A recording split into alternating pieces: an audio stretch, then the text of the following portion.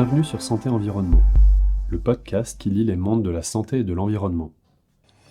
Nous recevons des invités pour parler de la santé environnementale. Pour parler de ce sujet aujourd'hui, nous avons le plaisir de recevoir Séverine Vuillemier, professeure en santé environnementale à l'école La Source à Lausanne. Bonjour Séverine. Bonjour, merci beaucoup pour l'invitation. Alors, vous travaillez dans la santé environnementale depuis, vous allez me corriger si je dis une bêtise, mais depuis au moins une quinzaine d'années, ce qui vous donne un certain recul sur la situation. Quels seraient, selon vous, aujourd'hui, les nouveaux défis, ou même les anciens qui n'ont pas été relevés, mais les nouveaux défis de la santé environnementale? Alors, c'est une excellente question, merci beaucoup. Je pense que les grands défis de la santé environnementale sont en lien direct avec les crises planétaires qu'on vit actuellement. Soit l'effondrement de la biodiversité, les pollutions majeures de notre environnement et le dérèglement climatique. Mais je comprends tout à fait que quand on aborde ces questions avec des professionnels de la santé, ils se disent « oui, mais c'est quoi le lien ?» Et je vais illustrer ce lien. Je vais illustrer ce lien avec peut-être 3 exemples. Le premier, c'est que une personne sur 5 décède des causes de la pollution de l'air dans le monde. En Suisse, on est un peu épargné, mais c'est quand même des statistiques assez effrayantes. On a un impact direct de la pollution de notre environnement sur notre santé. Ensuite, nos pratiques actuelles en particulier alimentaires, mais pas seulement, utilisent beaucoup de produits de synthèse. Ces produits de synthèse, pesticides ou médicaments, se retrouvent également dans notre environnement, avec des retours assez importants pour notre santé. Prenons l'exemple des pesticides.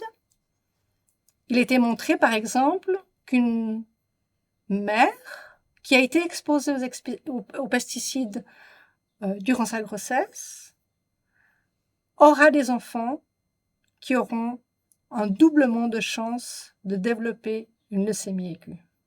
Je pense que ça, c'est des chiffres qu'il ne faut pas prendre à la légère. On a une explosion des cancers, on a beaucoup de nouveaux problèmes de santé, maladies chroniques, qui sont en lien direct avec notre environnement. Comment espérer des bons résultats de santé si notre environnement ne l'est pas? Notre eau, notre air, notre nourriture sont les garants de notre santé et donc on doit également les intégrer dans nos déterminants de santé. Et je pense que ça, c'est le cœur de la santé environnementale. Alors, lorsque l'on enseigne la santé environnementale, on se sent parfois tiraillé entre un certain pessimisme et, vous parliez d'espoir tout à l'heure, l'espoir de faire des choses mieux. Et donc, on se sent tiraillé entre le pessimisme et le réalisme de la condition environnementale. Comment conjuguer ce devoir d'alerte et les messages porteurs d'espoir poussant à l'action? Comment trouver cet équilibre si difficile? Alors effectivement, c'est un équilibre difficile. Que l'on regarde les médias, que l'on regarde la réalité, en fait, on a pas mal de mauvaises nouvelles, voire principalement des mauvaises nouvelles, qui par ailleurs impactent directement la santé mentale de particulièrement nos jeunes, créant de l'éco-anxiété. Mais on peut se dire peut-être que finalement, cette éco-anxiété, c'est un peu de lucidité par rapport à la situation. Et je pense que pour avancer dans ce système-là, c'est déjà prendre acte de ce qui se passe, mais surtout de donner le moyen aux gens d'agir et puis de les recentrer dans leur rôle. Si on prend les professionnels de la santé, ce sont des acteurs clés pour cette santé environnementale. D'une part, c'est une profession avec énormément de membres, donc ils sont très très nombreux, et puis ils ont un accès direct et privilégié à l'ensemble de la population, de la naissance à la mort, dans les institutions, mais aussi dans les communautés. Et donc on a ce lien unique avec l'ensemble de la population, des professionnels de santé. En plus, les professionnels de santé bénéficient d'une confiance énorme de la population, ils sont écoutés, et surtout les professionnels de santé sont en capacité de communiquer donner des messages de santé, de comportement auprès de cette population. Et ça, c'est aussi une compétence qui n'est pas attribuée à l'ensemble des professionnels, d'autres professionnels. Et donc, en fait, ils ont vraiment ce rôle déterminant pour accompagner les gens dans un processus, une démarche de santé qui est holistique, qui prend en compte l'ensemble de l'environnement, l'ensemble des déterminants de la santé, et peut-être se penche un peu moins sur un système de maladie, mais vraiment un système de santé. Donc, je pense qu'en les remettant sur leur position centrale comme acteurs pour plus de santé, on arrive à de bons résultats. La deuxième grande partie, c'est de leur donner les moyens d'agir. Et pour cela, je suis assez optimiste parce que beaucoup de démarches scientifiques, mais aussi des exemples de cas pratiques, de projets, ont démontré une efficacité de certaines actions, de certains actes pour plus de durabilité dans le système de santé, par exemple, ou une approche qui est vertueuse face à l'environnement. Dans ce contexte-là, on a une littérature assez étendue, on a des recommandations au niveau suisse, on a des formations. Par ailleurs, j'offre à l'Institut Haute École Santé de la Source une nouvelle formation, un CAS en santé environnementale et durabilité, qui permet à tout un chacun qui a envie de s'engager dans un projet de durabilité ou de santé environnementale, d'acquérir les compétences pour le faire et de déployer des projets. Donc, les choses se mettent en place. Je pense qu'on sait où sont les problèmes, on sait comment agir, et l'étape maintenant, c'est d'agir. Alors justement, vous parliez de ce CAS. Il est en effet important de non seulement former, comme nous le faisons, des étudiants d'aujourd'hui, mais toutes ces institutions qui ont ces professionnels déjà en place, également les former. J'imagine peut-être aussi le management, peut-être des couches qui travaillent avec des professionnels de santé. Comment les institutions prennent en mesure, en fait, cet enjeu? Bon, tout d'abord, peut-être un chiffre que j'aurais dû dire en amont, c'est que le système de santé, c'est environ 10% de l'empreinte carbone suisse. Donc, le système de santé n'est pas innocent dans l'histoire et doit aussi agir pour réduire son impact.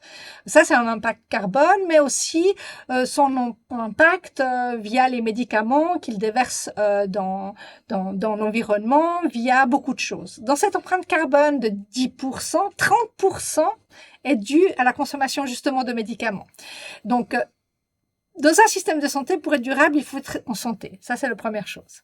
Ensuite, dans les institutions, je pense qu'il faut plusieurs éléments pour que des démarches de durabilité soient opérationnelles, on va dire ça.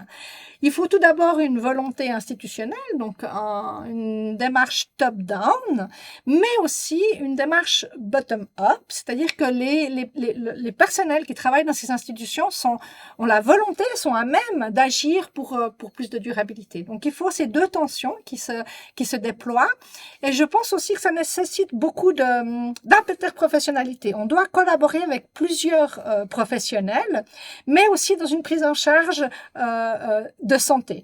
On doit trouver des alternatives à la médication, on doit intégrer l'environnement comme partenaire de soins, mais aussi d'autres professions. Je pense que typiquement, les nutritionnistes, diététiciens, les physios, les ergos, beaucoup d'autres professionnels devraient être plus impliqués dans un parcours de soins pour éviter de basculer dans la maladie et de créer en fait un impact à travers l'utilisation du système de santé.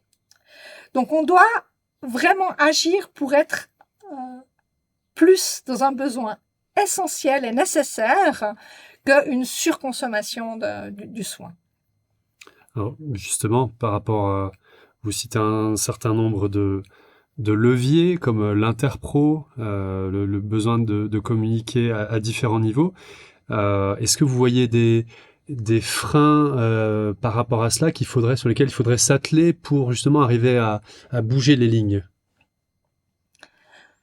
Il y a plusieurs éléments, hein. Tout d'abord, comme je l'ai dit tout au début, ce lien entre santé, environnement, biodiversité, les personnes ne le perçoivent pas. et se voient pas vraiment en capacité de renforcer ce lien ou de travailler sur ces éléments-là. Donc nos écoles forment actuellement des professionnels de santé qui sont sensibilisés à cette question. Au niveau des personnels qui travaillent actuellement dans les institutions, un travail est à faire. Je pense que chaque individu a une certaine sensibilité à la durabilité, aux pratiques virtueuses par rapport à l'environnement. Chez eux, ils trient, ils vont faire attention à leur consommation. Et puis, dans leur institution, ils devraient être en capacité de aussi déployer des éléments comme ça. Et donc, il faut un accompagnement institutionnel. Je trouve que la durabilité dans une institution, c'est pas quelque chose de nice to have. C'est quelque chose dans lequel on doit investir. Et investir et donc mettre des ressources, que ce soit ressources financières, mais aussi en personnel, en moyens, en déploiement, peut-être en solutions, peut-être en innovation, pour pouvoir amener plus de durabilité. Et il y a pas mal d'exemples dans la littérature qui montrent que ces déploiements, en fait, ils ont beaucoup de co-bénéfices qui sont a priori insoupçonnés. C'est-à-dire que souvent, quand on a une démarche plus durable dans la pratique du soin, on crée en fait une certaine valeur et donc on aligne avec des valeurs déjà présentes auprès du personnel et ça améliore la qualité de travail. Et ça, c'est des éléments sur lesquels on peut vraiment travailler, c'est des leviers importants, non négligeables dans les institutions. Alors, comme pour tous nos intervenants, nous vous avons demandé d'apporter un objet. Est-ce que vous pourriez le décrire à celles et ceux qui ne peuvent pas le voir et expliquer pourquoi vous l'avez choisi? Alors, mon objet, c'est une petite lanterne. En fait, ma lanterne, mon rêve, c'est de vraiment pouvoir transmettre et peut-être éveiller, illuminer l'esprit des professionnels de la santé sur leur importance dans ces enjeux de santé, environnement, biodiversité et climat. Et que c'est pour leur avantage que les déploiements doivent être faits et j'aimerais qu'ils développent à quelque part un espèce de filtre d'analyse de leur profession, de leur acte, qui intègre l'environnement comme partenaire de soins. Et je pense qu'une fois qu'on a pu développer ce lien, et le comprendre et voir l'importance qu'il a, on peut plus s'en détacher. Et donc, on devient multiplicateur d'action. Donc voilà, c'est un peu ça.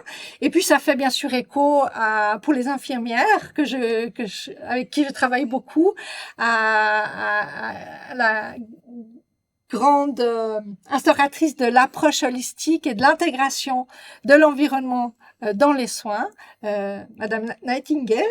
Et donc je me comparerai jamais à elle, mais j'aimerais pouvoir utiliser peut-être sa flamme pour éclairer les professionnels sur ces aspects déterminants qui sont la prise en compte de l'environnement dans la pratique des soins.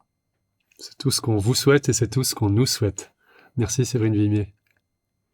C'était Santé Environnement, le podcast qui lit pour vous le monde de la santé et de l'environnement.